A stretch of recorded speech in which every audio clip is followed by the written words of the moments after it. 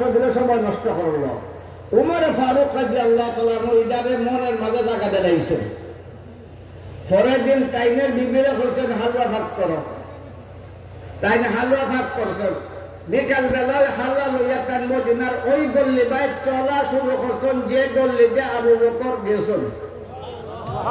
মনে মনে ভাবেন কি ব্যাপার, আমি পাই যেতাম, আমি কি লক্ষ্যভ্রষ্ট, আমি কি অনুভূতিহীন, আমি কি বিবেকহীন, আমি যাইমু হই কার মুখে দেবো, কার সাহায্য করবো, এই হালুয়া আমি কেল্লে গেলে চলছি, আমি কি হইলাম, আমি কি বিকৃত মস্তিষ্ক, আমি কই চললাম, আবার সিদ্ধান্ত নিলাম।